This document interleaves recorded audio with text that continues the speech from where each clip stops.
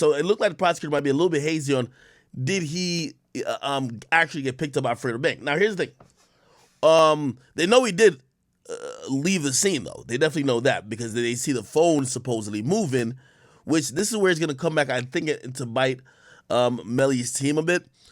Because the guy who was saying he picked up Melly, he's in the red Mitsubishi. When they go back to the apartment, they drive through, because it's a gated community, and there's a surveillance camera there. You see a bunch of people sleeping in the car except the driver. Now, you can't really see who it is, but you could kind of give a count of how many people. If Melly's telling the truth, it should be 5 people in that car. There were 4 before, they picked up Melly, that's 5. If it's only 4, where was Melly? I think the prosecution is going to use that to try to hammer shit home to say, yo, that witness was lying. They never picked up Melly, right? We would have seen on surveillance footage. And also, this whole thing that Melly never had his phone, we have Melly's phone being tracked, going blah, blah, blah. You get what I mean? So somebody says he was lying on somebody's lap. It's going to get dicey. Again, this guy who took the stand, being the only witness for Melly's side, he did as great of a job as you possibly could do in just like trying to absolve Melly from the situation. He basically is vouching that, oh, Melly only found out when we found out. They asked him, they said, why did the car stop? Why did Melly get out? I don't know. He just got out. You know? Again, they're trying to make it add up, but it creates more questions. Were they arguing in the studio? No. Did Melly say anything after he got in the vehicle? No. How y'all know y'all all found out together when y'all stay upstairs at the house and Melly was downstairs? How did he know? We were getting messages. Wait, how did he get a message? You said his phone wasn't with him. You know you don't fucked up, right? So there's a couple little things there that they're going to try to, be like, yo, that nigga's a liar. I think they're going to point out in closing statements. There's a couple holes still there. It's going to be like, yo, wait, how did Melly find out? Remember, they're saying Melly didn't have the phone. So if Melly don't got the phone, how does he find out? Why does the phone say it got tracked or traced to the house?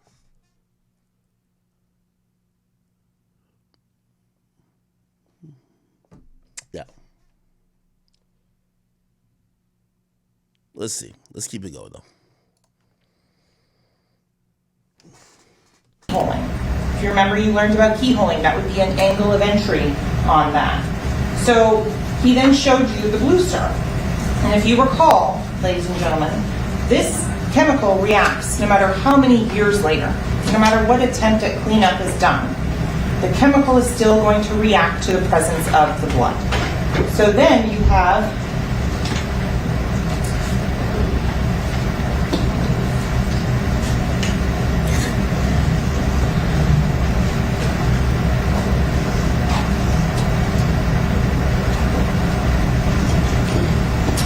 that reaction. And that reaction, ladies and gentlemen, tells you that someone is sitting in this seat. Because, as Detective Williams illustrated, it's where the blue star isn't. So where there is no blood. There's no blood where someone's would have been sitting. There's no blood where their legs would have been, and you can see on the V that's indicated on that. And there's no blood on the back of the seat. So ladies and gentlemen, what does that tell you? The killer was sitting there. And there's no blood because something was blocking it from getting onto that area of the car. So what do we know as well from this car? We know that there was also that this door was closed. How can that be said? Because, ladies and gentlemen, the blue star here shows that this door was shut because there was blood on this door handle. You have from this as well the headliner. So the headliner shows directionality. The headliner shows the way Anthony Williams' head was positioned when he was shot. That's one aspect of it. That DNA that was tested is all Anthony Williams, but we'll get to that. So the DNA, very strong support, 51.2 septillion times more likely to be that of Anthony Williams than any unrelated individual in the world. That was from Kurt Rhodes. If you recall, he was the expert on DNA. He told you and taught you how DNA is done, how everything works. So now, putting those two things together, you can say, and the evidence shows, Anthony Williams, the way his head was in that Jeep, is that he is sitting in this front passenger seat, and as you can see, all the blood is dripping down the back of the seat. That tells you, ladies and gentlemen, and from the angle of entry when we get to the medical examiner's information, that his head was right here. Hey, the more they show the bullet wounds, and they're going to show the bodies, they're going to show the car, the blood. This is what I think they're hoping that people are going to, like the jurors are going to, it's seeing the clothes of a dead man and seeing dead people. It's going to hit you hard like there's a real crime that happened here, buddy. Ladies and gentlemen, that during the course of this shooting, Cortland Henry has his... By the way, you know what the friend also did? I just thought about it. The friend of Melly, he also basically tries to counter the narrative. Remember, Melly goes to a video shoot the next day, and he's just chilling, just stacking and stacking. It shows that Melly was crying, where he says, yo, Melly was emotional. It makes him seem like a human, because everything we see on video is Melly laughing. Side of his shirt, not the front.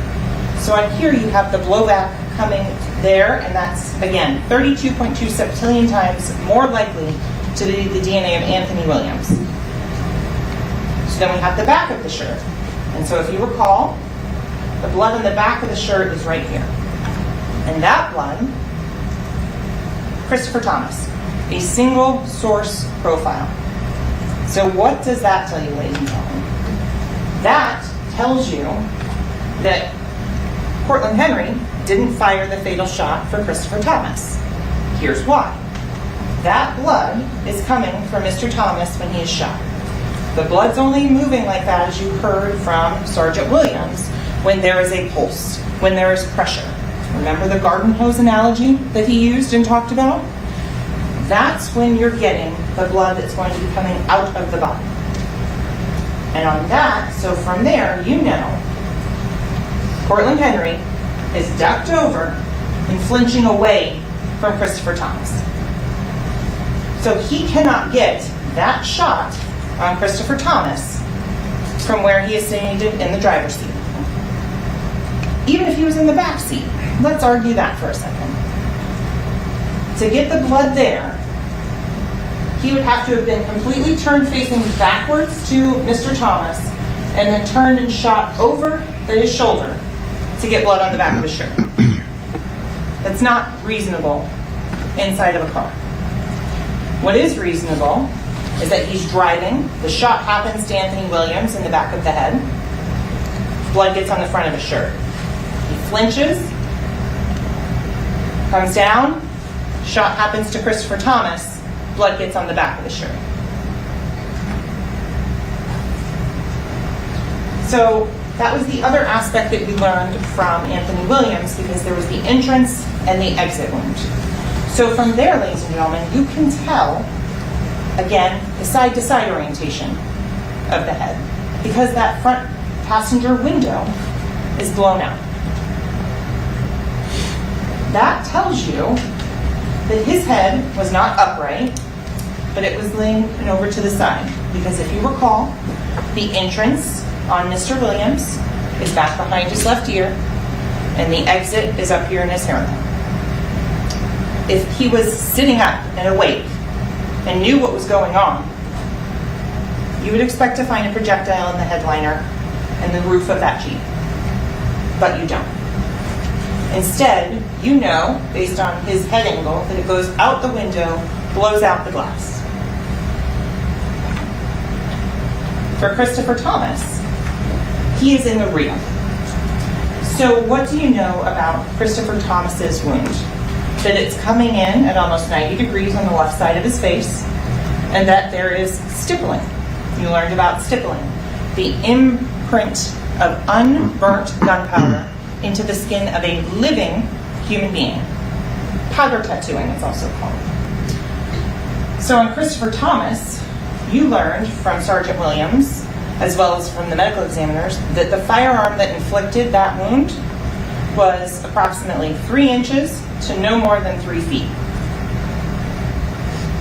Sergeant Williams said his estimation is no more than 12 inches away.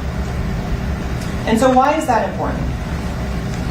Let's go back and argue the Cortland Henry. If Cortland Henry was making these shots from the driver's seat, you would expect Anthony Williams to be covered in stippling, because they're that much closer and nothing would be blocking or impeding that shot. But if the shot is instead coming from the rear passenger side, you're not going to have that same stippling on Anthony Williams because the seat's in the way. Cortland Henry, there is nothing blocking it, so you have the stippling. So ladies and gentlemen, that's one of the things that you would notice, and the differences that show that why it could not have been Cortland Henry in the driver's seat with this weapon. We know it can the backseat passenger, it could have been, because there is stippling. If it was the backseat passenger was shot by the driver, you wouldn't see that pattern of stippling because they couldn't get close enough to make that pattern in that imprint. So then we have all the drive-by on the trajectory routes that we've talked about briefly. But this one is important because this is talking about strike K. So why is strike K important, right? Strike K comes in and hits the front of the rear door. That tells you that that door was open when that drive-by was staged. Because as you heard from Sergeant Williams, if this was actually a drive-by, this is what you would have seen. Strikes coming in at different angles, at obtuse angles. There would be angles of entry that would show either a pattern of speeding up or slowing down. But instead, you have them coming in at 90 degrees. And that goes for the front, on the driver's side door, the rear driver's side door, and then you have strike K going across. And remember, this is, Chris Carter took this picture that shows you where strike K impacted this door.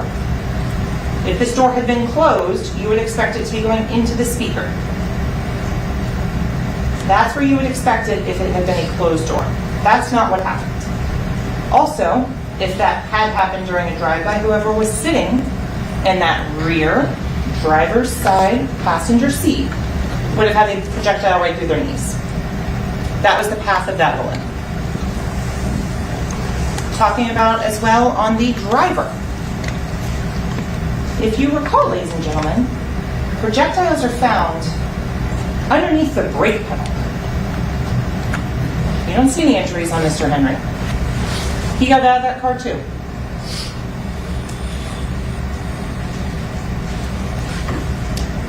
So the shots from the back of the car, same angle of entry. They're not coming from the side. They're not coming in like there's any difference. So now, ladies and gentlemen, I have to talk about the medical examiner's information. I know it's difficult. So what I'm going to do is I'm going to put a picture up briefly, then I'm going to move to a blank slide to talk about it. So everyone, I'm not trying to traumatize anyone. It's part of the case and it's evidence, so I apologize. I think she's going to show the bodies. So as you've learned, Anthony Williams' autopsy was conducted by Dr. McDougall. Dr. McDougall, if you remember, had COVID. She came in and testified. So again, we have Anthony Williams. What did you learn during the course of Anthony Williams' autopsy? You learned that this is one of 3 times that Dr. McDougall could ever testify what was the fatal shot and which shots were post-mortem. And so I'm going to move on, and the next picture is going to show the fatal shot. Again, A is the entry wound, and E is the exit wound. And again, that shows the angle in which his head was positioned. And also it shows the lack of stippling, showing that that firearm was further away than that of the wound that was inflicted on Christopher Thomas. So then I'm going to show you for comparison the difference with the post-mortem, where it's white, there's no hemorrhaging, there's no signs of life, body bleeding on these wounds. And these are the ones, if you recall, to his shoulder and to his torso. And so the one from his torso, which is B, came in through the side of the car and was into his body. And if you recall, the one that's site C came from one of the shots through the back of the car and into his shoulder. Moving on to Dr. Sodders with Christopher Thomas. As to Christopher Thomas, you learned about the stippling and the pattern that's on them. You learned the distance determination, and you learned that the wound through his head was the one that caused his death. And that was the one for which he was alive. You learned that when you're stippling, those are those tiny black implanted bits of gunpowder. So if you recall from George Bello, he drew the cone. You have a firearm, and as the parts from the firearm that are expelled, you have the projectile that goes forward, and then you have the cloud that gets increasingly bigger as it travels away from the muzzle of the gun. The example, if you take a handful of dust, sand, and a golf ball. You learn the golf ball is going to go the farthest because it has the most mass. It has the most weight to it. So the most energy can be transported to it. The golf ball is like your bullet. The sand is your unburnt powders of gunpowder. It's going to travel, not as far, but it has more mass, so more energy can be transferred to it than that of the dust. The dust falls out quickly. That's why we can say it's not 3 inches, but that's why they can say it's less than 3 feet from the medical examiner's perspective. So going to the wounds on his back. Again, no signs whatsoever of any blood, hemorrhaging, in any of those wounds. There are projectiles that intersect his lungs. You heard Dr. Sodder testify that the lungs bleed profusely if a person is alive. So, ladies and gentlemen, from all of this, at this point, the state has established that there was someone in that rear seat. The someone who is in that rear seat is the person who committed this murder. And so now the question is who? So I'm going to show you now why the state has proven who was Jamel Dennis. So we have the studio video. This is going to go through, and you can track the defendant wearing that lyrical lemonade sweater all the way out to the Jeep, where he gets in the spot the murderer sat in. It's important to notice, ladies and gentlemen, that phone. Always, always, always in his hand. He doesn't let go of it, still in his right hand as he's going to go get in that rear driver's side seat. Same with that satchel. And recall, ladies and gentlemen, that satchel and the one that you see Christopher Thomas wearing are never recovered. So they were taken out of the car by the defendant. So let's talk about the mobile records and the phones and why this is important, okay? So the question is, are the phones themselves, do they know where they are? And then does the network know where the phone is? So this, ladies and gentlemen, is one of the exhibits that was put in, and this is the phone of Mr. Devens at 3:18 a.m. If you will notice that there is right here, a camera icon. And that is located at 805 Northeast 4th Avenue. Because that's the camera from the studio that you just watched. And the blue pin is where the network thinks the phone is. Is it perfectly precise? No. But is it accurate? Yes, within a football field, right? We learned that less than 78 meters is the range on those bands for the timing advance. But this isn't the timing advance. This is where the network thinks the phone is. Ladies and gentlemen, the phones work. You know the phones work because in your daily life, when you need to go anywhere, you go into a mapping app and you put an address in. You don't have to know where you are to get somewhere because the phone knows where you are. These are things that you use on a daily basis. It's common sense. The phones work because you've used them. We've relied on them for years to show exactly how to get someplace. Look, in a populated area like this where there's multi-story buildings, okay, maybe it's a little bit more difficult to say precisely where a phone is. You can order a pizza by sending a drop pin. The phones work, ladies and gentlemen. We rely on them in our everyday life. So let's go and talk about the T-Mobile and the Sprint records. And so, ladies and gentlemen, what I'm putting up here is what I believe the evidence reflects. This doesn't go back with you.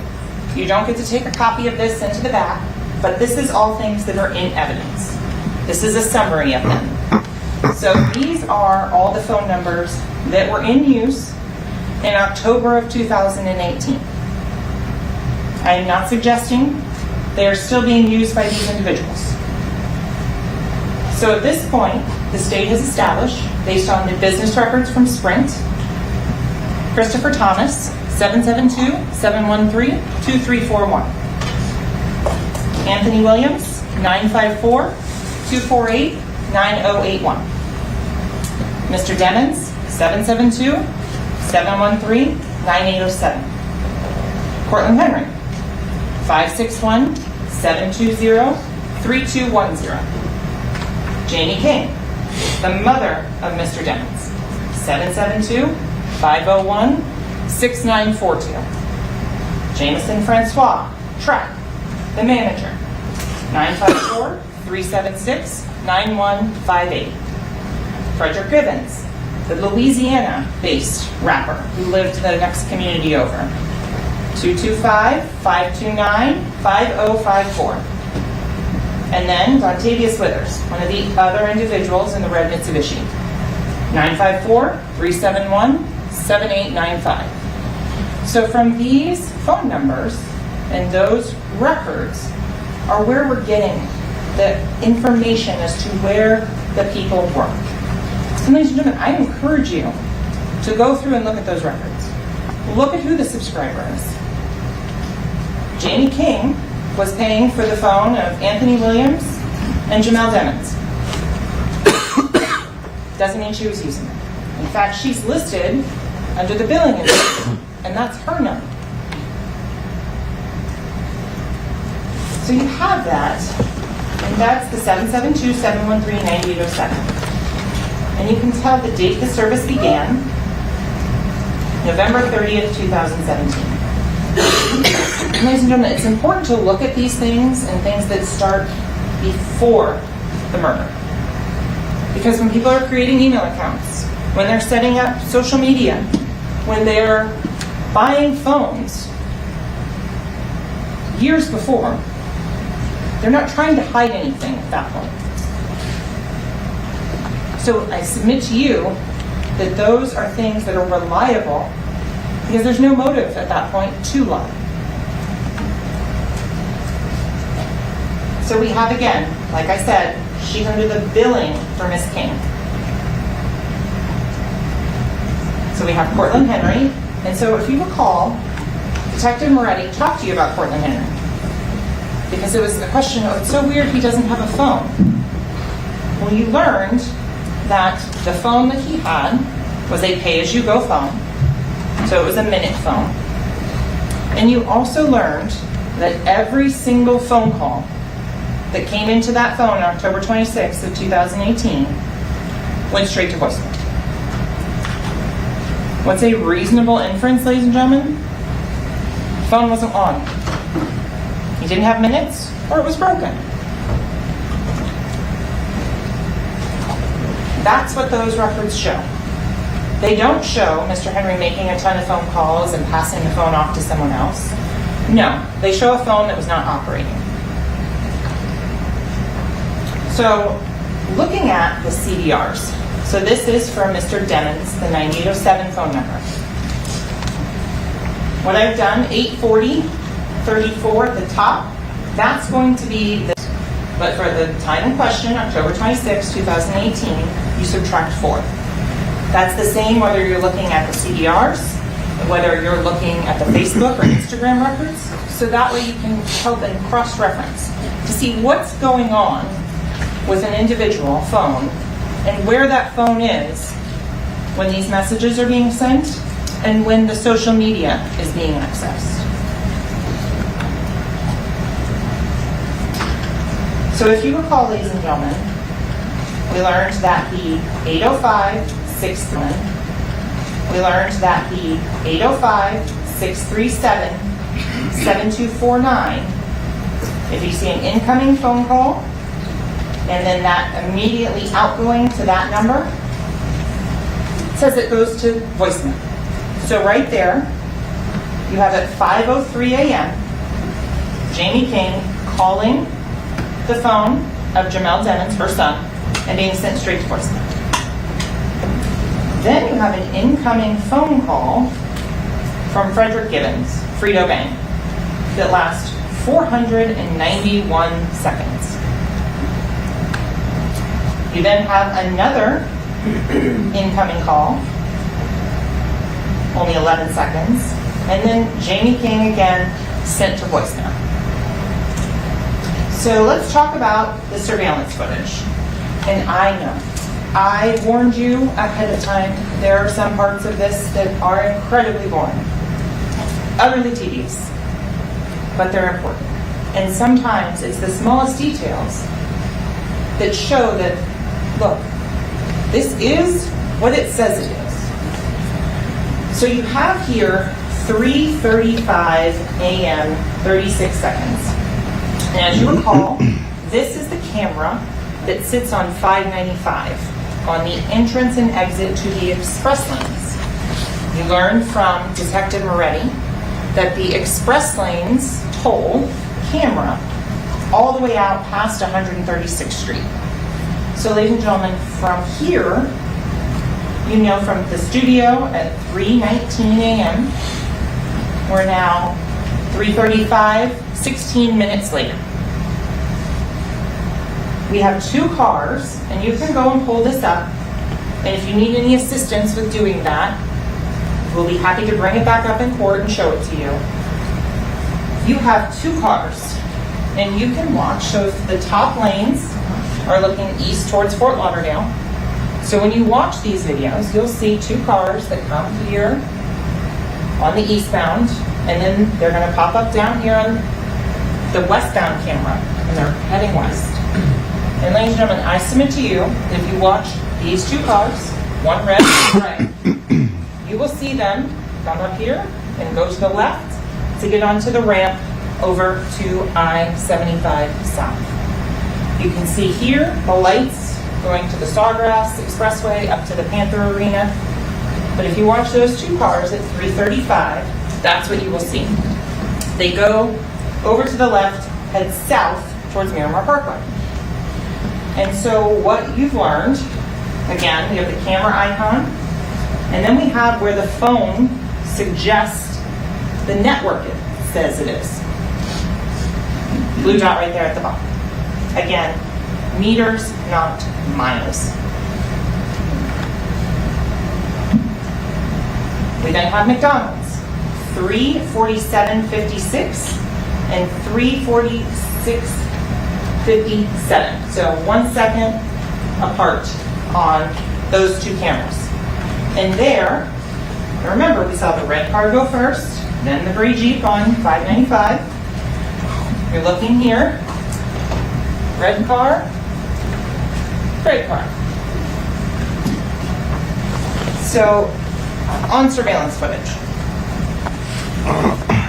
when a business, a private residence, puts up surveillance cameras, they're not there for the benefit of law enforcement. They're there for the benefit of that business. So they're not required to capture the street that goes by. They're not required by any law to maintain those videos for any longer than they feel is necessary. They're there to make sure that if someone's coming through and burglarizing their business, they capture that information. The fact that they also happen to catch the cars going by is dumb luck. But this is not just dumb luck, because this is one of the parts of the investigation that Detective Moretti talked to you about. That they went out and went to multiple businesses. And look, these aren't officers that have been there 2 weeks on the job. Detective Moretti talked about, yeah, I've done tons of investigations at Walmart. I know their video retention policies. This is their jurisdiction that they are intimately familiar with as to where these cameras are and what they show. If you have a camera that's pointing in the completely wrong direction, you don't need to waste time to go in and look at something that's not going to show you anything. Or if you know the data retention period has already passed, because most are 7 days or less, you don't need to go back and do that again. So if you look at, again, we have the McDonald's. This is where the network thinks the phone is at 347. Meters, not miles. But this is showing you that those records are accurate. They're not explicitly precise, but they are accurate. Going to 3:53 a.m. This is the Montessori Academy. So ladies and gentlemen, you can see there's the Montessori Academy. And there's Family First, thank you for the donation. Say, yo, I hate to admit it, man, but she making sense. And I know the defense is cooked, but the jury's regular people like me. So if I'm convinced, I know they're on board. Damn. Hey, let's start up a poll in Rumble, Twitch, and YouTube. Is Melly cooked or nah? By the way, she's supposed to be convincing. This is the state's closing arguments. We have to see, do you get convinced back to the other side when you hear Melly's team? By the way, this is a call. 3:50 a.m. So ladies and gentlemen, you learned a lot about the geography of Miramar and Fort Lauderdale, the distances between them. You learned from 805 Northeast 4th Avenue in Fort Lauderdale, Florida, to Sunset Lakes, the 40th Street Visitors Entrance. You're looking about 31 miles. Detective Moretti talked to you about driving that route, and rather than spend 45 minutes doing that drive, he instead did the 16-minute version flying over it to be able to show you all of these locations in a much quicker, expedient process. So you know that the red Mitsubishi goes 30 miles in 30 minutes. That's an average speed of 60 miles an hour. And so you have in that the phone of Dontavius Withers. Mr. Withers has been identified as the person who was driving. And you have Travion Glass in that front passenger seat. Ladies and gentlemen, watch that video, please. You can see Mr. Glass moving his hands. You can see that he's awake at the time at this guard gate. Watch it. If you need help, again, we're happy to assist. So then we have 4:03 a.m.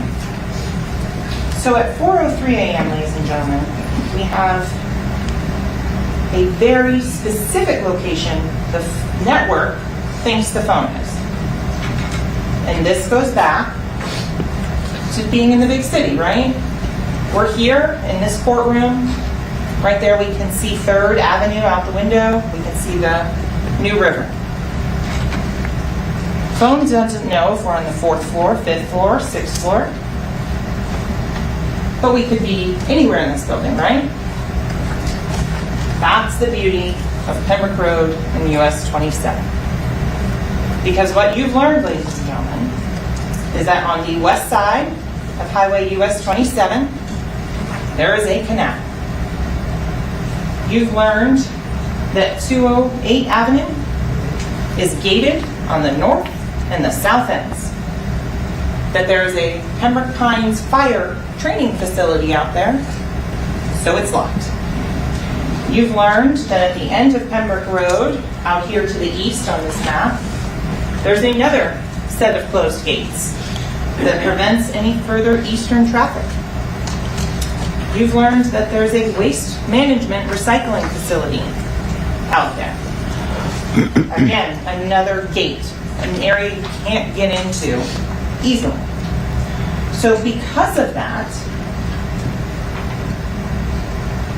that limits the places the phone can be. It's not in a helicopter, it's in a car. And we'll get into that in just a little bit. So let's talk about the timing advance. For Mr. Demon's phone, I want to make sure it's clear when you're going through outdoor stationary I've highlighted in green. So from 319 outdoor stationary, mobile, mobile, mobile, mobile, mobile, mobile, till 403, outdoor stationary, then mobile again, all the way until 440. Why is that important? Well, let's look at the pattern of travel. Let's look at what the phone is showing where it thinks it is. Ladies and gentlemen, just think about cellular telephones. Think about how they can tell you're mobile. Most human beings can't run 60 miles per hour on their feet. So if you think about the speed at which a phone is traveling, that's going to tell the cell phone company whether it's mobile, inside a building, or outside. If someone is outside, not moving, nothing's obstructing, there's no concrete, there's no rebar, there's no electrical wiring interfering with their phone getting a clear signal to a tower, to the satellite for GPS, that's going to tell them outdoor stationary. And ladies and gentlemen, this is common sense. These are things that you know on a daily basis that you have to deal with your own cell phones. You go into a really tall building, hard to get a signal. You have to go out to a window. And just because that is out there, ladies and gentlemen, doesn't mean that we're saying it's 100% accurate. We're saying that it is reliable on that it is also able to be corroborated by other evidence. What do I mean? 3:18 a.m., where it says the defendant is outdoor stationary, guess what the video at the studio shows? The defendant outside. When it says out here at 4:40 and 4:42, outdoor stationary, guess what the other evidence shows? The defendant outside sending a drop pin to his buddy from that phone. So let's talk about the pawn flip. Again, this goes to showing when you're not... I'm sorry. It's a good time to go ahead. Yes, sir. I'm told someone needs a restroom break. We'll take a short recess. Do not discuss the case. All right, they did the bathroom break, but we're behind a bit, so we'll be able to catch up. When you learn hours at lanes are looking east towards Fort Lauderdale. So when you watch these videos, you'll see two cars that come here on the eastbound, and then they're going to pop up down here on the westbound camera, and they're heading west. And ladies and gentlemen, by the way, she's just meticulously compiling all the evidence, going over what all the experts says, making it as simple as possible, putting it in a summary version of saying, hey, listen, there's no possible way this nigga didn't do it, right? I see some people in here saying they're convinced. You're supposed to be convinced if this prosecutor is worth anything. You know what I mean? Let me see. What are your thoughts right now on the prosecution's closing argument, the start of it? It's very compelling. I mean, when you lump together the ballistics, the digital, the GPS, the phone data, I'm telling you, it's almost irrefutable. In fact, they did not counter it in the defense case. So right now, I think the prosecution is scoring points, and I think Jamel Demons is in some pretty serious legal trouble. So what he's talking about in terms of countering it, remember, Melly only called one witness, which was his friend. They didn't call other experts to say, hey, well, hold on a bit. I know y'all go off GPS positioning, but we have this one case, or sometimes it gives a bad reading every 90 seconds, like something to make it seem like the GPS and forensic evidence isn't, up there. But here's the thing. You just can't argue with science. Like, you look retarded. So I think that's why they didn't try it. But this is why I said it was always an uphill battle, because how are you going to argue with bullet trajectories and fucking all the ballistic stuff they did?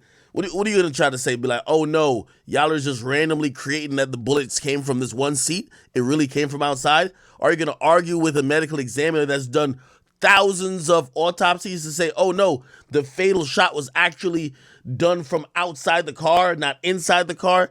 Everybody's saying everything. So I think they're just kind of hoping on you don't got the murder weapon, don't got a motive. Everybody around him is basically saying he wasn't there or he don't know what's going on. And while as a jury member, you do want to, you're looking like, Melly, what the fuck happened? He doesn't need to tell you what happened. They need to prove beyond a reasonable doubt that he's guilty. And that's where we're at right now. Let me get back to it live, right? Counsel, rather, and the Assistant State Attorney. Counsel, if you're ready to proceed with your closing, you may. So, continuing on the pawn slip. Why have a pawn slip, right? Seems kind of silly. But again, this goes back to showing that you're not planning a murder. CBR? Yes, sir. Just keep moving, podium. This one here. Thank you. I'm sorry, go ahead. When you are not planning a murder, you use your real phone number. And this isn't, this was where I could be reached. He was pawning jewelry. You have this in evidence. And you heard from Inger Allen, who testified that that is the defendant's thumbprint. I think this is the mom right here. This is the mom right here, I believe. Where he is stating that everything on that mom right here, brother right here, that the facts stated in it are true. She looks really young. There's a fact. Mom looks really His young. cell phone number is 772-713. I think she's not 40 yet. She looks really young. So I go to the Department of Highway Safety and Motor Vehicles records. You have his name, his driver's license number, his signature. The same driver's license number, signature, and name that you have on the pawn slip. Then you have the booking prints, where you heard from Deputy Maycock that yes, he took the prints of the defendant on February of 2019. And that is the same thumbprint that's on that booking print that's on that pawn slip. So let's talk a little bit about the cast analysis. That was the FBI, Special Agent Brendan Collins. He looked at not just one phone, but compared and contrasted two phones in each of these particular analysis slides that he compiled. And those are in evidence, and you feel free to look at those and refer to those. So we have here between 3:20 a.m. and 3:57 a.m. 772-713-9807, Mr. Demon's phone, and the 9081, Mr. Williams' phone, are all tracking together. If you recall, when there's circles, Special Agent Collins is indicating they are using the same cell tower. He's not plotting in terms of the distance on those. That's all he's indicating with that. So this is showing the pattern of travel, that at each of these points, they're using the same cell towers. So ladies and gentlemen, you've learned that the phones of Mr. Demons and Mr. Williams travel in from 3:20 a.m. in 40 minutes all the way out to US 27 in Pembroke Road. And so why is that important?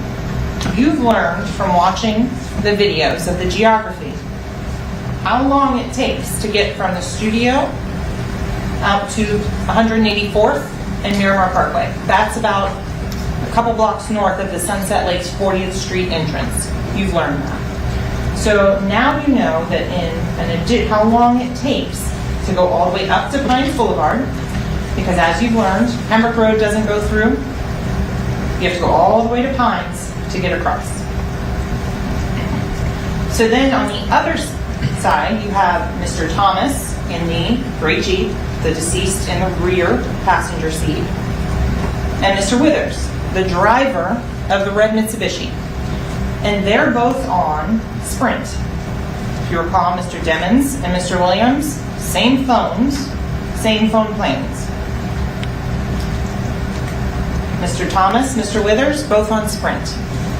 Because at this point, T-Mobile and Sprint were two different companies. They have since merged. Again, you're showing the same pattern of travel. From the studio, going north up to Sunrise, Sunrise down I-95, 595 across to I-75 south to Miramar Parkway.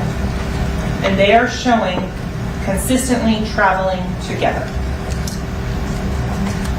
Then we have Francois, track, his phone. Here's his alibi. He's home. This is the Margate, Toscana apartments that you heard about and learned about. He is nowhere near US 27. He's nowhere near the recording studio. He's at his home in Margate, his apartment, until noon the next day. Then for some reason, at noon, on October 26th of 2018, Jameson Francois' phone is out there in that same US 27 in Pembroke Road location. And so is that of Mr. Demons. Very odd location to go to. Nothing out there, except evidence of a murder.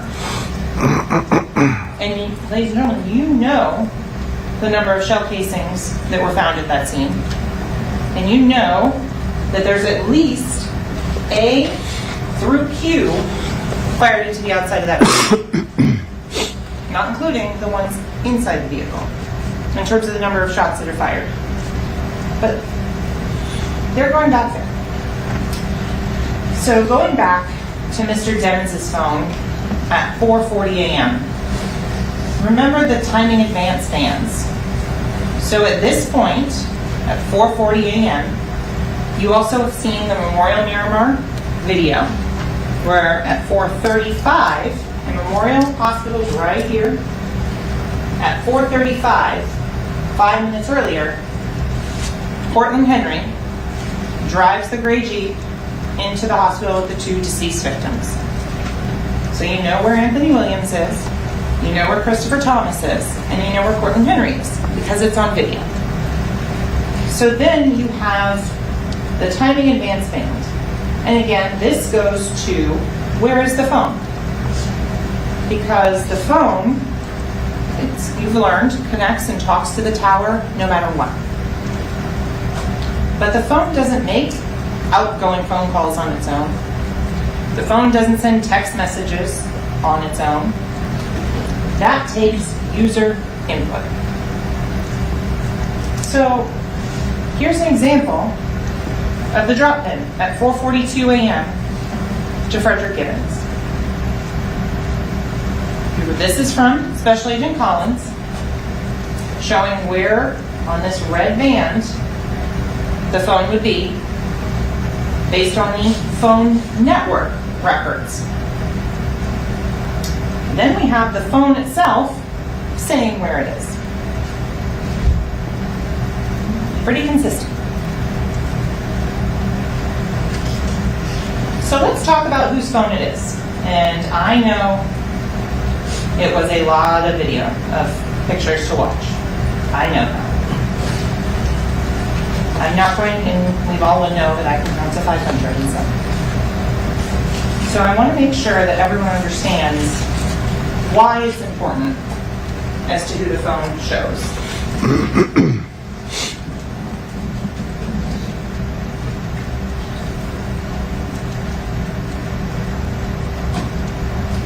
All of these photos, all of these FaceTimes show the defendant. There's not a single instance that's been put before you in that phone, which is in evidence, it states 64 of the extraction, and then the phone itself as well. It says, hey, this is so-and-so, I'm using Melly's phone. You don't have that, because it doesn't exist. Instead, you have this defendant using his phone. And he's the only person using this phone. And so, ladies and gentlemen, it's important to note that this isn't the polished, perfect shots. These are the outtakes. Nah, this nigga was a selfie king, bro. This nigga take more selfies than Kim Kardashian, bro. Consumption that aren't put out on Instagram, that aren't put out there to promote an album or anything like that. These are the raw images. That's why it's important to look at those.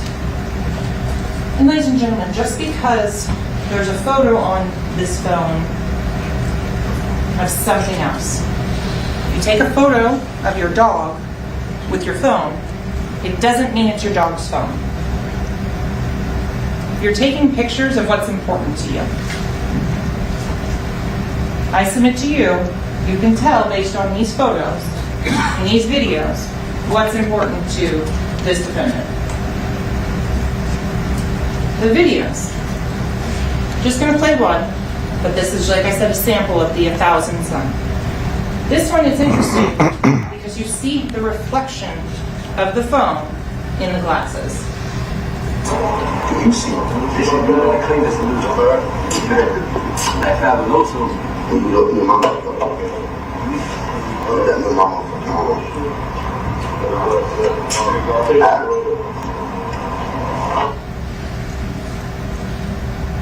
The videos also show, if you recall, the video of the Western Union transaction. 772-713-9807. October 2nd of 2000. Nah, they going hard to prove that it's Melly's phone right now. This is the only individual that is using this phone. Talking about the jail call. You heard about 6 minutes of this call, and of which part there's 2 minutes where it's silent. What is that? We learned during the course of that call that the phone, 772-713-9807, didn't have money to pay for the minutes for the jail call. So ladies and gentlemen, I'm going to remind you what that jail call said. Hello, this is a collect call from an inmate at Broward County Main Jail. This call is subject to recording and monitoring. To continue, press 1. To disconnect, press 2. Thank you for using Security. You may start the conversation now. Hello? Hey, Mom. Hey, baby. Why you just call my phone where I got my credit card linked to? You should have called my phone, baby, because I put money on my phone. It's money on my phone. No, you out of money. It says that this is something with this. I just put my credit card on your phone now.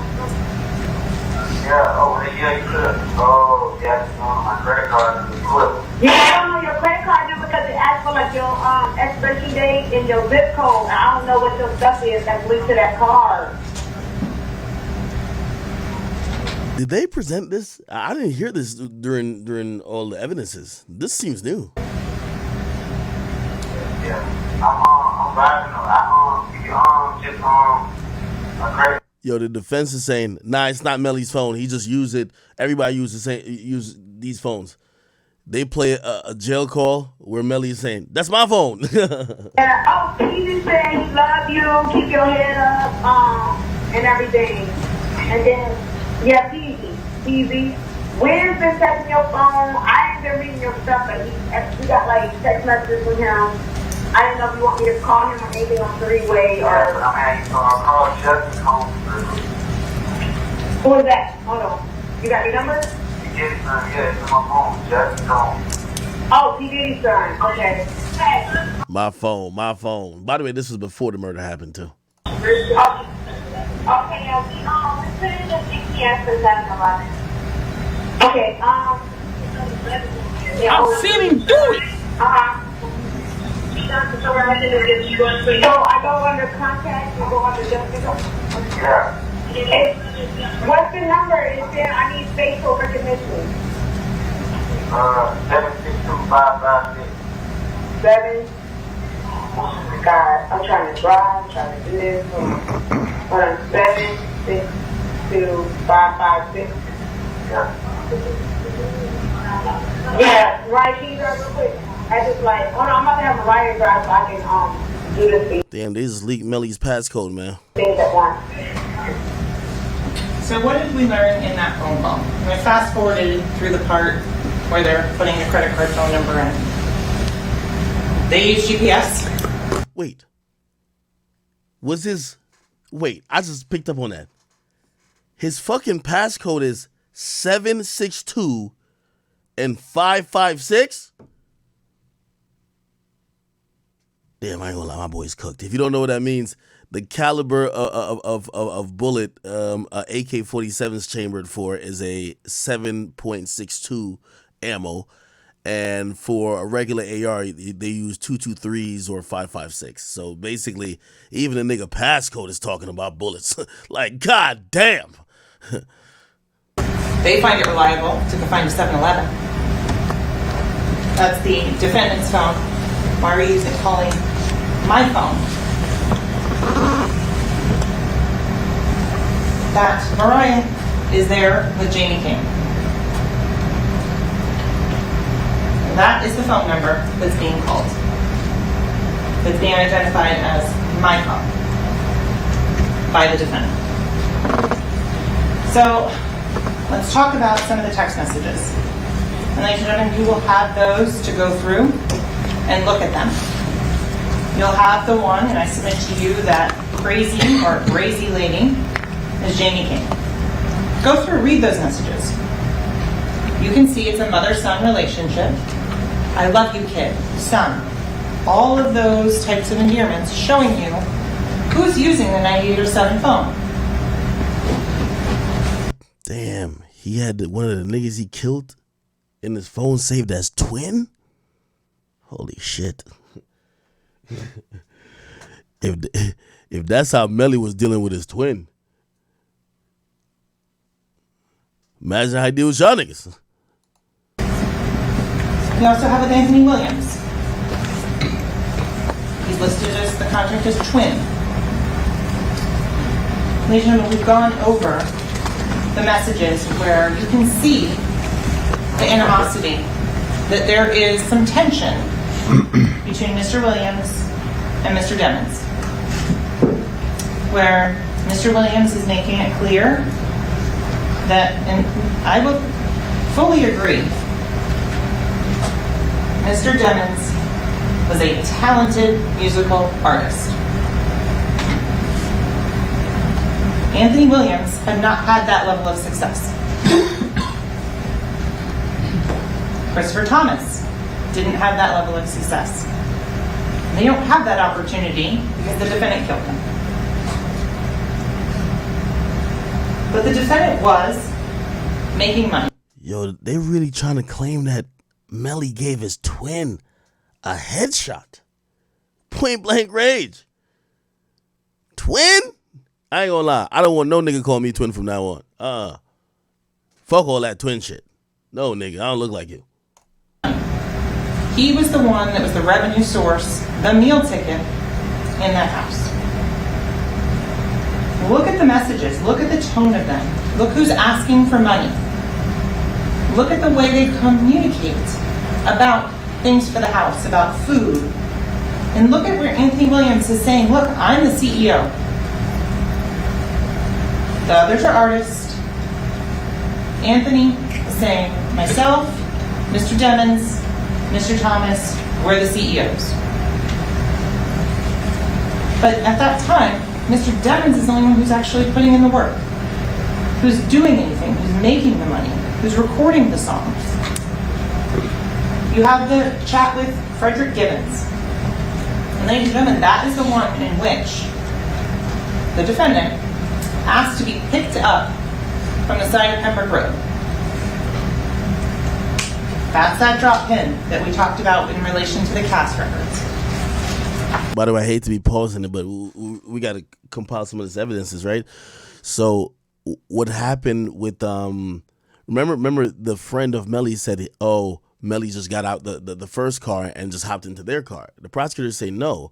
Melly's phone sent a dropped pin, and it was seen that he was picked up like 10 or 20 minutes afterwards, but that was by the person he said the drop pin to, which was Fredo Bang. That phone is being used by the person who committed the murder. And ladies and gentlemen, the only evidence before you, the only evidence is that the only person that used that phone was the defendant, Jamel Demons. So go through and look at some of the videos. You have the studio video. You have the brief clip of the documentary. Watch what the defendant's doing with his phone during that. Glued to that phone. Glued to it. So let's talk about the activity and the location data. What does this show?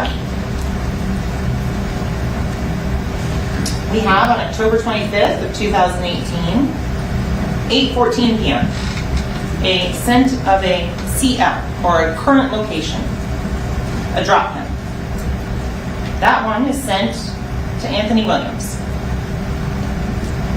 You can look at the messages and look at all of this and verify all of these things. Then the next one, going from the bottom up, we have 4:42:49 a.m. That's the first one on the side of 178, just south of Pembroke Road, mere blocks from the hospital. Then we go to the second one, 4:53:30. You can look and you can see, based on the numbers, how close those two drop pins are from one another. Negative 80.38, negative 80.38, 25.98, 25.98. And you can see the time difference between the two of those. And then, this part is key. The next Wi-Fi the defendant connects to is not at his house, not at the YNW Castle, but at Fredo Bang's. Because, ladies and gentlemen, the defendant committed the murder, dropped off on the side of the road, and then needs to find a way to get home. They can't go home because the other people in the red Mitsubishi, they didn't know what happened. And they need time to get their story straight. And police don't know about Fredo Bang's involvement. In fact, police don't find out about Fredo Bang and the picking up of this until February and March of 2019, after the defendant's in custody. So what we had to look at now, Fredo's house Wi-Fi, 8:47. And then look, it connects back again automatically at 12:27. That further verifies and corroborates the trip back to US 27 and Pembroke Road at noon that I submit to you was to pick up shell casings. Then we go back and we have the one that we did in open court. The one at 6:41 p.m. It is at that location at the video shoot. 10:27 at 3:02 a.m. That is the next time the defendant returns to that house. The YNW Castle, the 18521 Southwest 44th. Ladies and gentlemen, sometimes common sense is not so common. And these details are things that are not being contemplated after the murder. Because if the version that was brought in by Mr. Davis, the defense witness, is to be believed, that phone should have gone to the house. That phone should have connected to the YNW Castle Wi-Fi, not be sending drop pins all over the county and then connecting to somebody else's Wi-Fi before finally going back to that house. So remember, that phone showed mobile all the way till 4:03 a.m. That's when it went outdoor stationary. So ladies and gentlemen, I submit to you, that's when that drive-by was staged and the victims were killed sometime between the highway at Miramar Parkway and I-75 and getting out to US 27. Because you learned they were dead for some time. And look, there's no way to put an exact amount on there, but hearts were not beating when that drive-by was staged.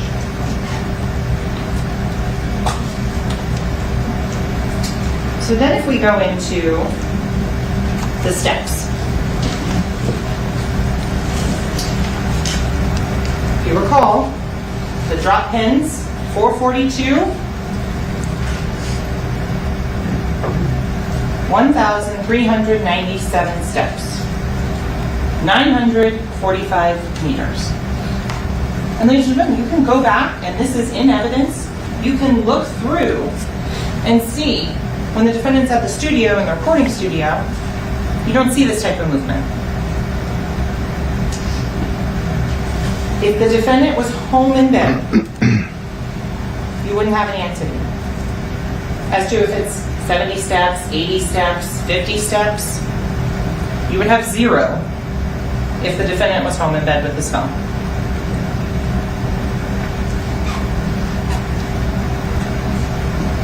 As you recall, 4:03 a.m.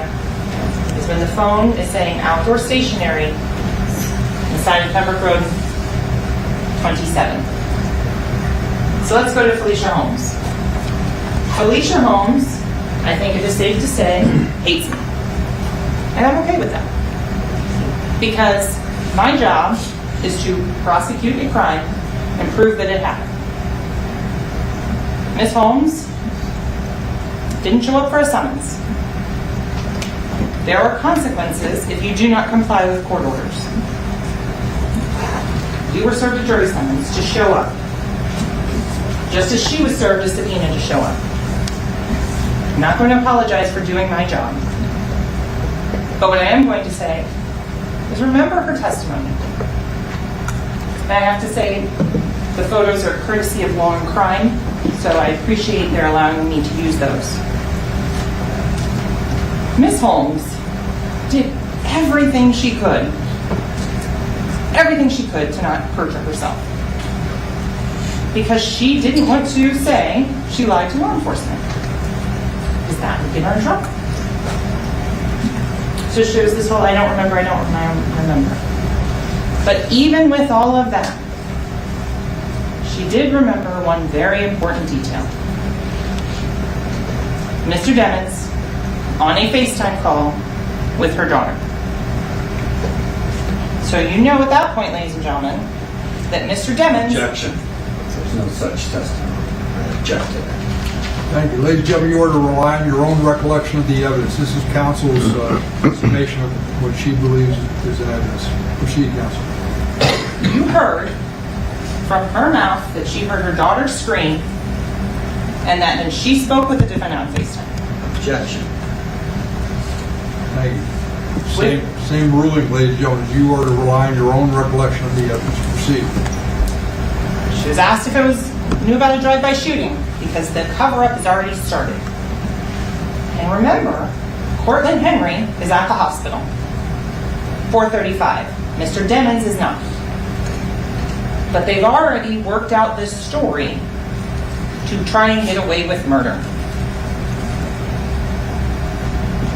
Whatever was said on that phone call was so troubling and so disturbing to Ms. Holmes that she and her daughter then drove immediately to Broward County.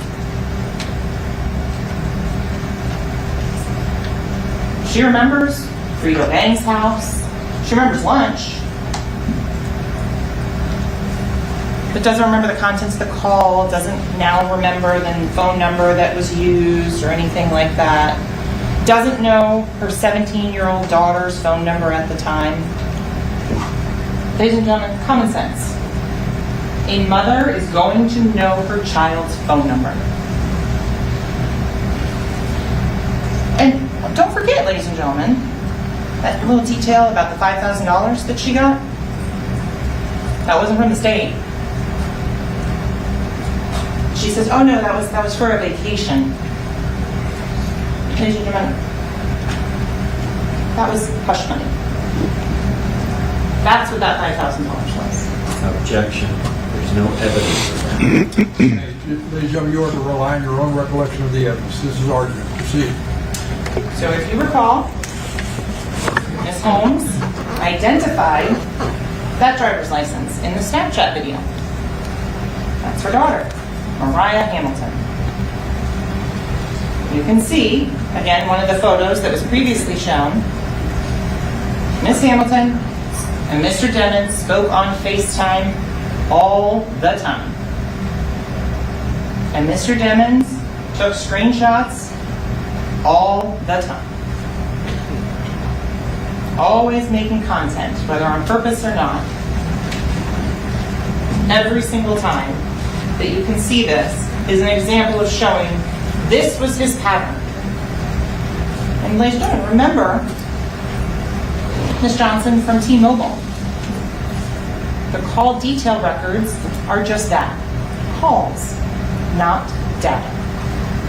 A FaceTime, a video communication, is a data usage on a phone, not a cellular telephone call. So you're not going to see a cellular telephone call on the CDR showing Ms. Holmes and Ms. Hamilton's phone call from the side of the road.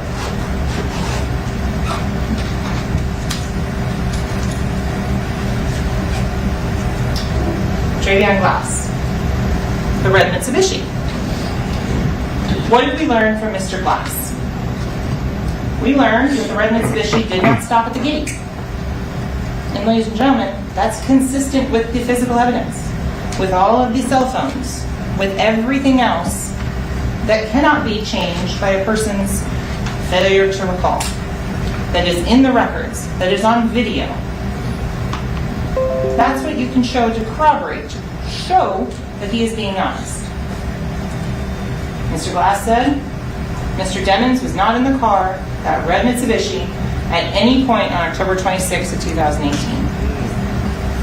Same 4 people got in, same 4 people got out. He recalled the different clothing the defendant was wearing at Frito Bang's house. And he authenticated those photos that Danny Polo first introduced, that those were from that evening. Where you see Anthony Williams sitting on a couch smiling, where you see Christopher Thomas animated standing up, where you see Jamel Demons doing a handshake with the engineer. And look at those photos, ladies and gentlemen, because if you zoom in and you look up at that top of the one photo where the engineer is sitting down at the computer and Mr. Demons is standing up, you can see the exact same screen grabs of the studio surveillance footage that you watched. You can see the red Mitsubishi and the gray Jeep parked just as they were. So Mr. Glass said that the red Mitsubishi did not stop. Just because you're in a courtroom doesn't mean common sense doesn't apply. If you fall asleep in a car and the lulling motion of the car driving puts you to sleep. That first red light, when you get off that interstate, wakes you up. These are things that you can rely on in your own personal experience to say, oh yeah, that makes sense. That the red Mitsubishi didn't stop. That the 30 minutes and 30 miles are consistent with one another. That there was no stopping on the side of the road. And also, there's no reason. There is no reason that's put before this jury whatsoever.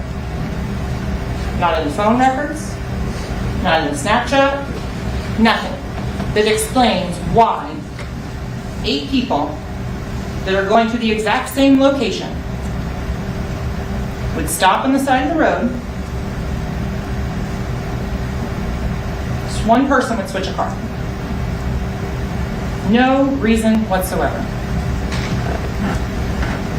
And ladies and gentlemen, you can look at those videos and see the cars are tracking together.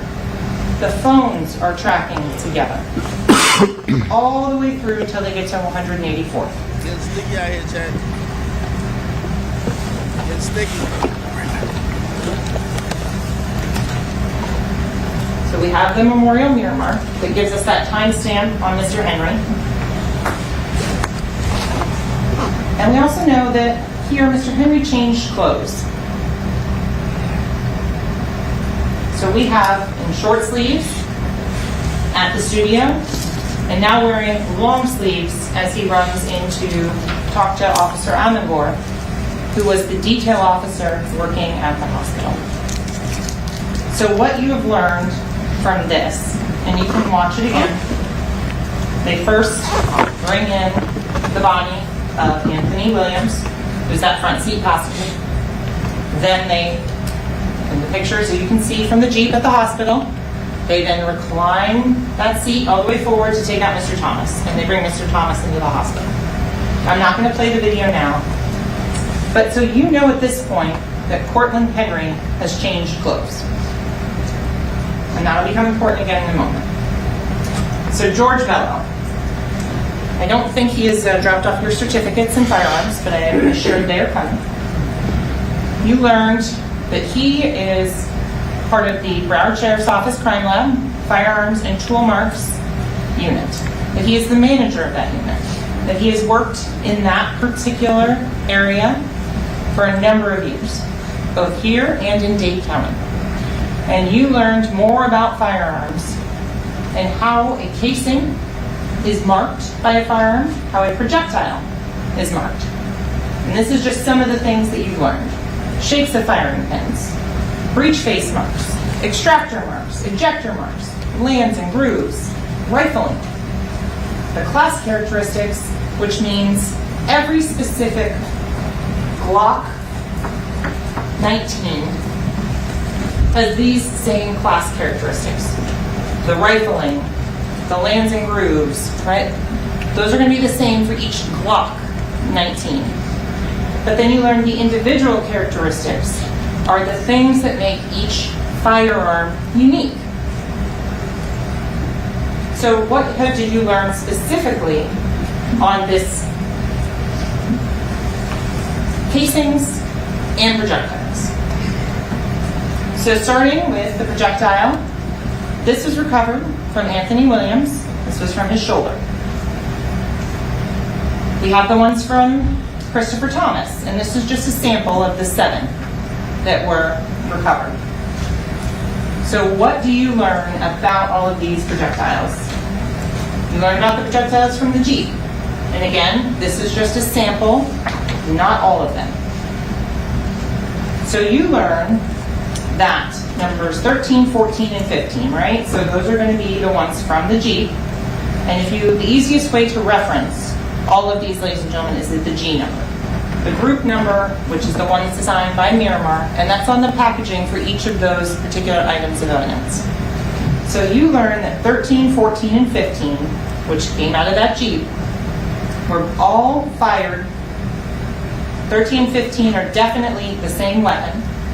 And 14 is very likely to be the same, but it has too much damage to make a full conclusion on that. So then on the ones from Mr. Thomas and Mr. Williams. That's the G44, 57 through 63. Again, some of them have both class and individual characteristics, which they could have been fired from the same weapon. And the rest have just class characteristics. And so then we have the cartridge casing. So this casing is at the passenger, rear, driver's side, floorboard. The exact seat Mr. Demons was sitting in a plastic bag. This cartridge casing is found October 26th of 2018. Then we go to November 21st of 2018, where you heard about the testimony they had to use the canine to find these particular artifacts. All these 8 casings are consistent and fired from the same weapon as the one inside the car. From this, ladies and gentlemen, and we went through the cantilevers, the lands, the grooves, the rifling on all of those. So we go through every single one. And that's G196 through 203. Right? They all match. And so you learn from George Bello that he doesn't have a weapon for comparison. And he gives a list,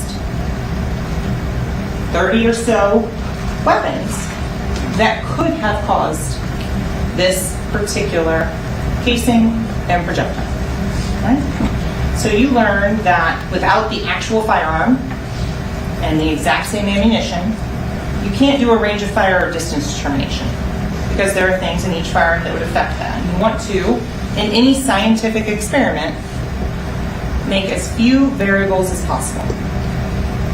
If you don't have the gun, you can't do it. So then you also learn that if you don't have the gun, you cannot match the casings to the projectiles. You can match projectile to projectile and casing to casing, but you can't match one to the other, because there's different marks from different parts of the gun. Other important thing, George Bello specifically excluded Glock firearms because they have a different, very distinct type of rifling. So all of those Glock-related firearm things at Jameson Francois, no relation whatsoever to this case. I can tell you that was not the murder weapon. Can't tell you that what specific gun was the murder weapon, because it's never been found. There's never been another match to that to this day. So let's go to GSR.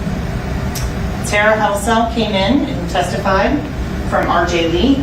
You learned GSR primer, that's what she's testing for and looking at under the scanning electron microscope. Antimony, barium, and lead. That those 3, when all 3 are together, are considered GSR. That is a gunshot residue particle, all 3 of them. You learned that Mr. Henry has one 3-component GSR particle on his left hand. And then there are 2-component particles, so either lead and antimony, lead and barium, or barium and antimony, right? One on his left hand and one on his right hand. So you've learned that some of those maybe show up, the 2-component particles, in other circumstances. But generally you see a 3rd element. I believe she referenced brake pads, and you could also see steel. You don't have that here, right? So you have a 3-component GSR and a 2-component GSR, 2 of those. So the G in 2023, you then have more than 9 2-component GSR particles found 5 years later. They're still there, and that you heard from Chris Williams obtained those during his shooting reconstruction, and sent them in for testing. So what does that tell you about Cortland Henry? Ms. Kelso was very clear. She goes, I cannot say that GSR being there or GSR not being there means that someone fired a gun. Because there's three options. One, they fired a gun. Two, they were in close proximity to someone that fired a gun. Or three, they touched a surface upon which GSR was and it transferred to their skin. So ladies and gentlemen, with regards to the GSR, you also learned that it falls off very quickly. So you have a Jeep covered in 2 component particles, and you have Mr. Henry having one after changing clothes. What you don't have is an answer as to Mr. Dennis, because he was never tested. Because he didn't speak to law enforcement that day, he didn't go to the hospital, he was never tested for GSR. Nothing on that. So you can't draw a conclusion one way or the other as to GSR because there is no answer to that.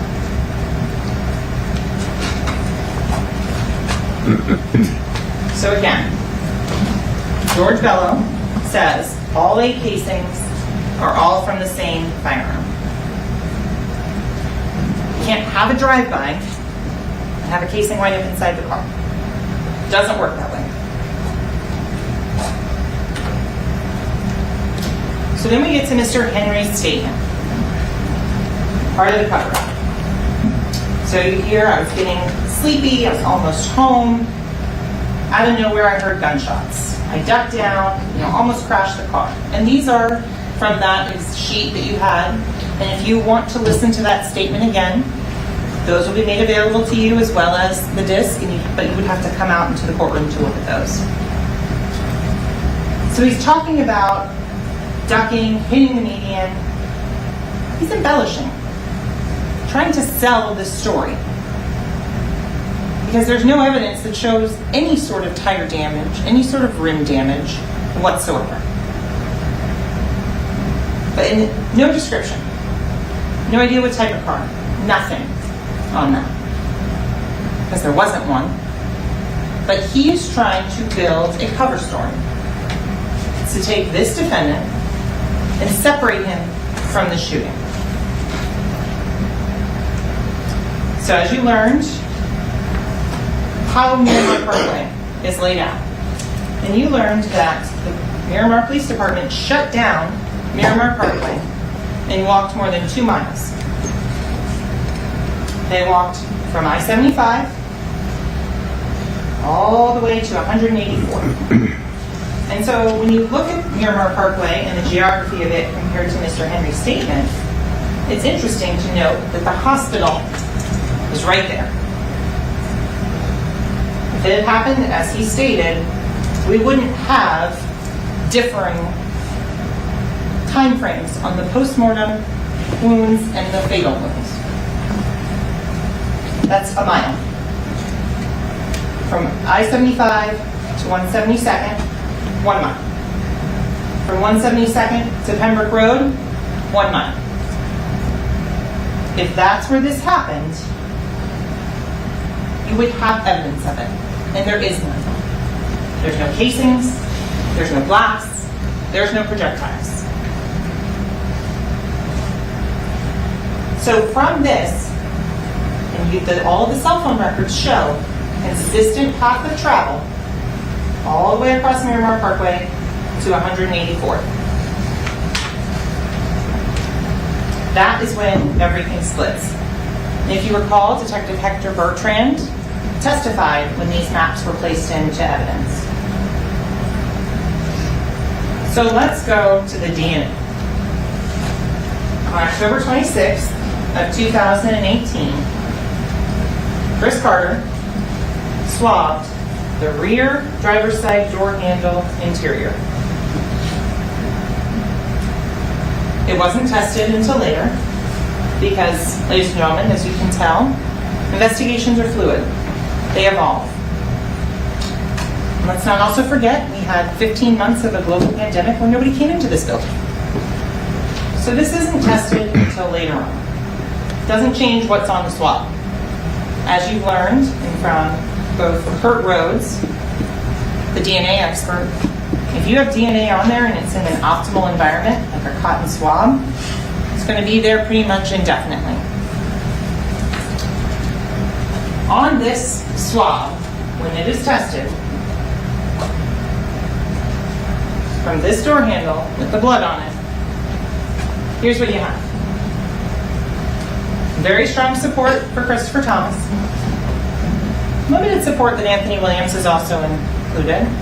And very strong support that Jamel Demons' DNA is on that door handle.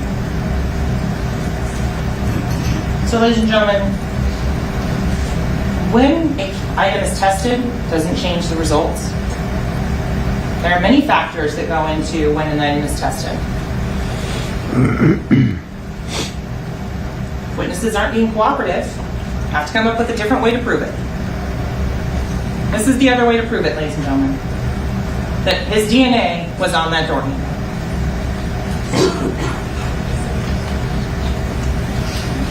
Let's go to the trace evidence. This is a very unique piece of evidence that you don't see very often in any case. And what does the glass on US 27 and Pembroke Road tell us? Let's think about this. The glass is on the north side of the road. Why is that important? So if you have Melly's murder mobile on the south side of the road, stage the drive-by, you now have a ton of shattered glass.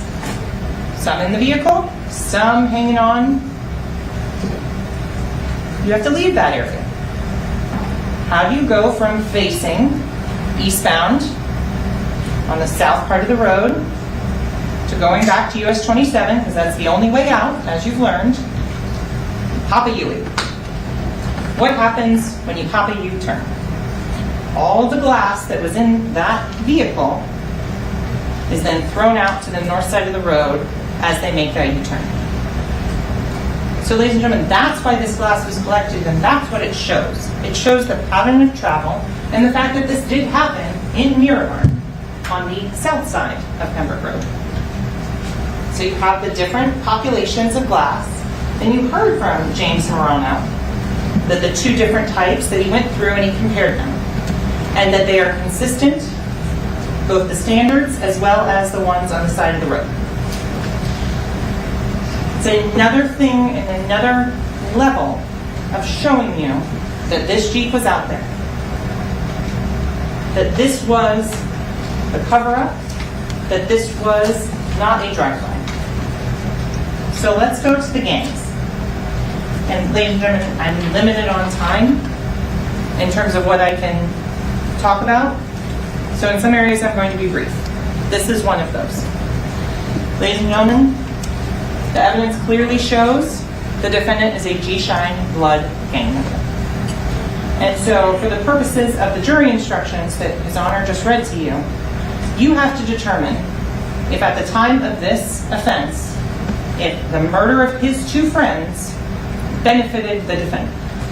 And in benefiting the defendant and promoting or benefiting his position in the gang, it then helped the gang itself. You learned many, many things about G-Shine, the organization.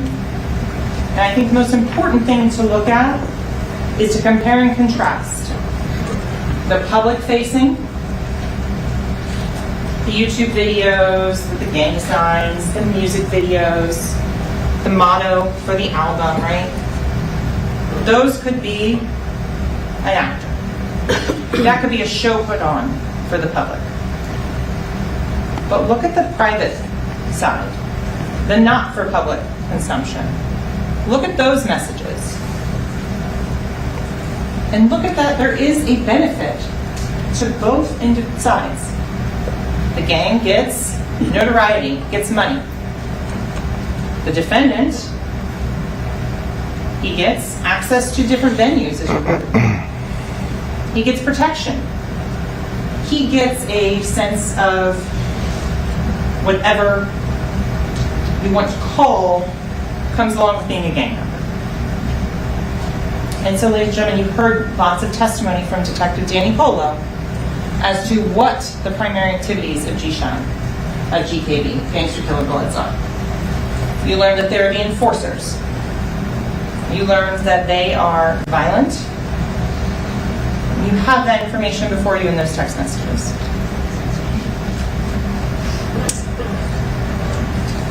The nighttime drive. This shows the conditions under which this murder took place.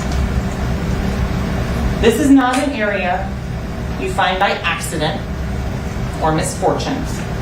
This is a planned drive out to the edge of the Everglades where there's not going to be any witnesses. This shows pre-planning and premeditation.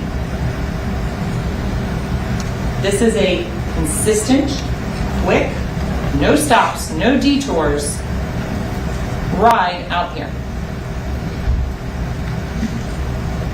And so some of the things that you can look for premeditation, the nature of the weapon used. So having the firearm already. And ladies and gentlemen, how do you know that they had the firearm already and the defendant had the firearm already? Because he asked for it the day before.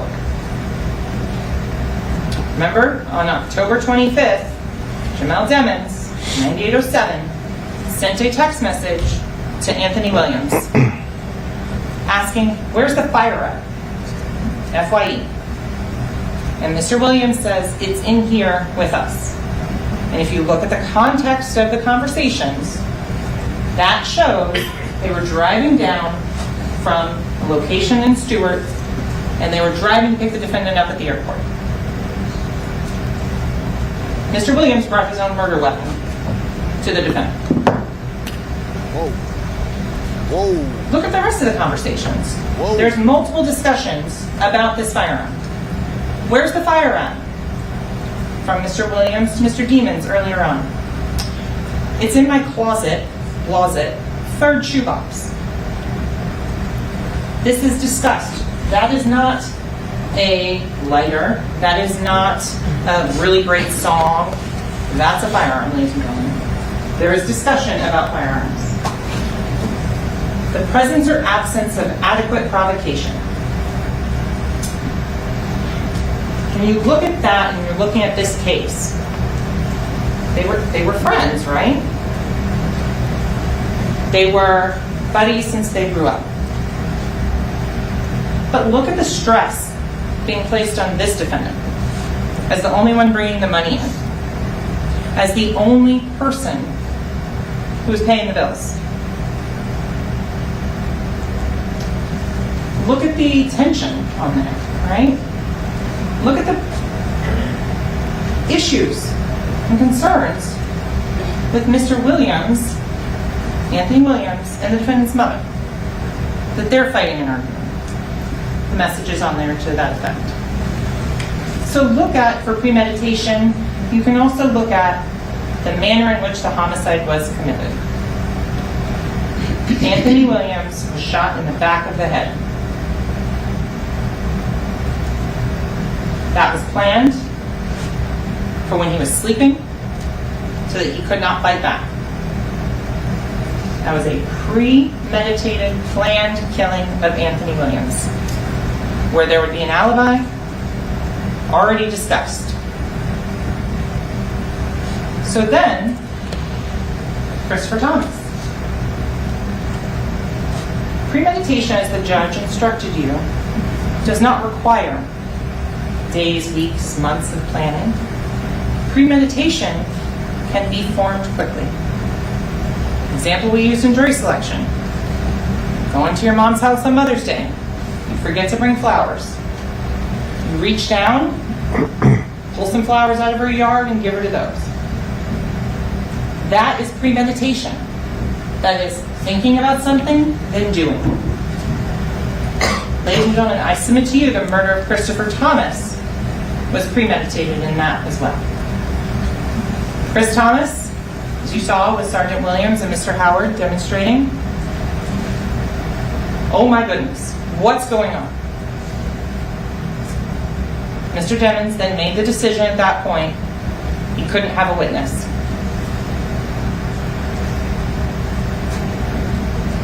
So look at that. Those are all things in which you can get premeditation, how it was committed, the wounds that were inflicted, the back of the head. Going to Facebook. Showing again that the different information that you have before you belongs to this defendant. 772-713-9807. And that Melly, Montana, at iCloud.com is the email. Remember the Snapchat? Melly.Montana? These are names that the defendant uses over and over again to talk about and communicate and identify himself. And look, that phone says verified as belonging to Jamel Demons. Also remember Facebook. We have October 26th of 2018. Sun's going down. And the defendant's phone also shows him at this location in Cocoa. And he is dancing and singing and performing, wearing the same jacket, an identical jacket to what Chris Thomas was wearing the night before, and showing Mr. Henry wearing the denim jacket, like Mr. Williams was wearing the night before. And so the question was posed about a contractual agreement and losing money to be there. Well, ladies and gentlemen, look at the text messages between Mr. Demons and his mother. Because he wasn't worried a couple of months before about missing a show because he was getting his hair braided and losing $1,000. But then this night, when his friends were killed, he's dancing and partying around and is worried about a contractual agreement. Just look at those types of information and those types of behavior and how someone is acting. Snapchat. If you recall, this is the argument between Mariah Hamilton and Jamel Demons, Melly, Montana. Bort coming everywhere with me because if them crackers come grab him, it's my fault, you forgot. I keep Portland with because at the end of the day, he did one of the realest shit in my life. Yeah, he covered up a murder. Did a very terrible job of it, but that's what he did. That's what this is referring to. This is less than 2 weeks after this homicide occurs, and that's what they're talking about.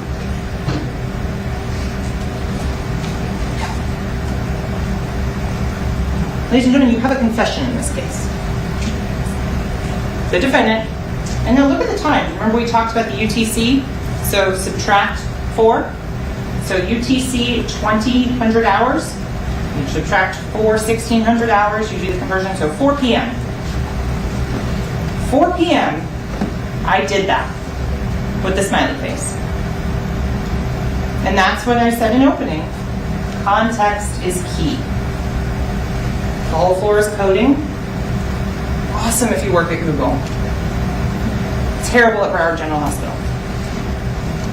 Context is key. So you've learned PZ Gambino, as you heard from Detective Moretti, is potentially facing federal firearms charges. The gun dealer is told by the defendant, I did that. Shh. And look at the messages between Mr. Demons and Mr. Gambino. PZ Gambino is a blood gang member. He uses all those same information, slang words, changing of the letters that you learned about from Detective Polo. October 26th, he asks to reach out to see how the defendant's doing. And the defendant says, I did that. And to make a spelling that, other times he uses DAT. And gentlemen, you saw the song where he has a song that he's released called THAT in his phone.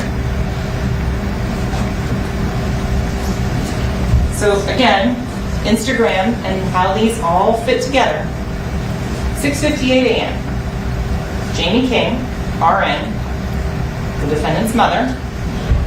Are you here? I'm in Miami. I'm by the stadium. I'm a mess. I'm so worried. I'm here. Well, remember those CDRs where you get sent your voicemail? Ladies and gentlemen, this shows that she's trying to contact her son. He is ignoring her, and so she's reaching out to her son, who responds back with, I love you, Mom. I'm good, Mom. Because he had the phone at that point. So the judge read you the law. Anthony Williams is dead, and it was premeditated. Ladies and gentlemen, I submit to you the evidence very clearly shows the defendant was caused by Jamel Demings. Same as to Christopher Thomas. Talks about premeditation. Principles. So if, ladies and gentlemen, if you believe that Cortland Henry, and Cortland Henry is charged, but that's for another jury on another day.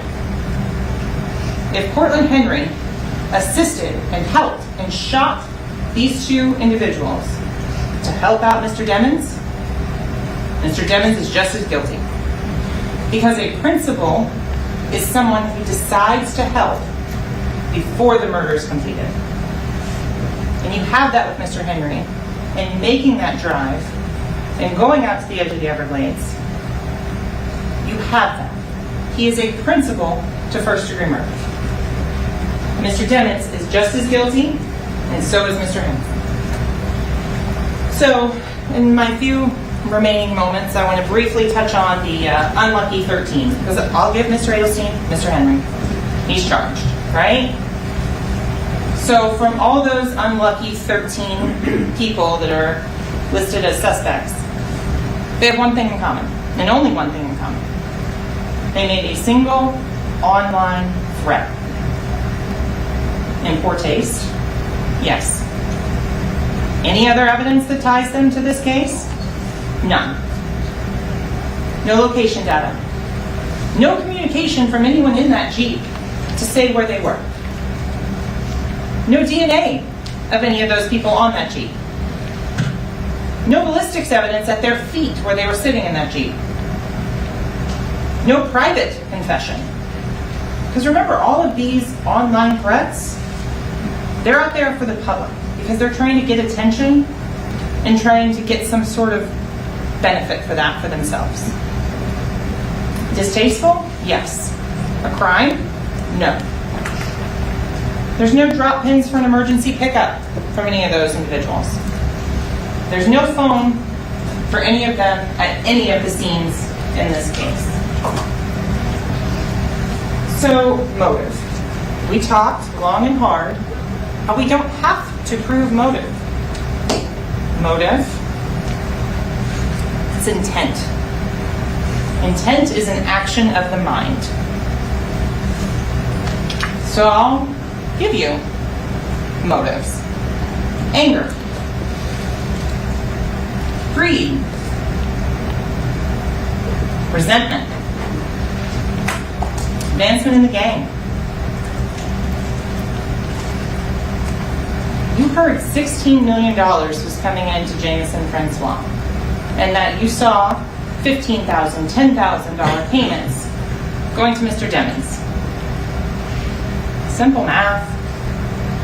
Splitting something 4 ways or 2 ways with Mr. Henry, who wasn't smart enough to even properly give a statement to keep Mr. Demings away from the car.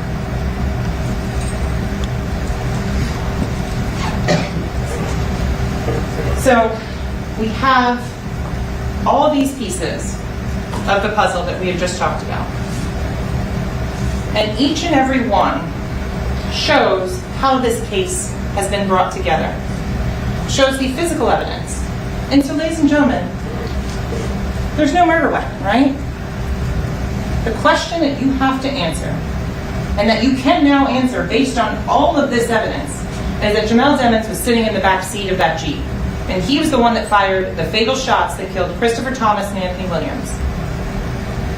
And you know that because even if you choose to disbelieve one part of the evidence, two parts of the evidence, you can see what the overall picture is. The overall picture puts Mr. Demons in the back seat of that Jeep.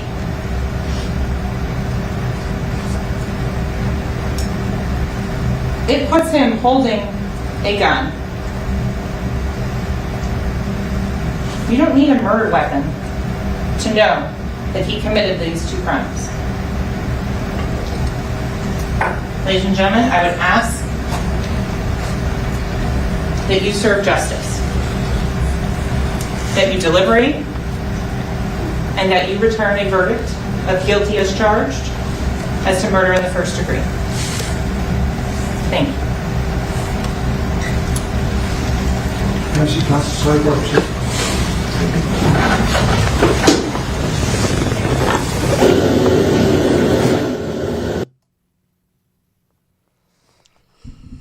Well, all right then. I think that was a pretty good closing argument by the prosecutor. I think they did an amazing job. They bored us a lot with this trial, with like just giving us detail after detail, explaining how they get GPS, how they process DNA, how they process like blood splatter, how they process like some stippling and all that type of stuff. She put it together very, very. She put it in layman's terms, which I got to give her credit for. Give me a second here.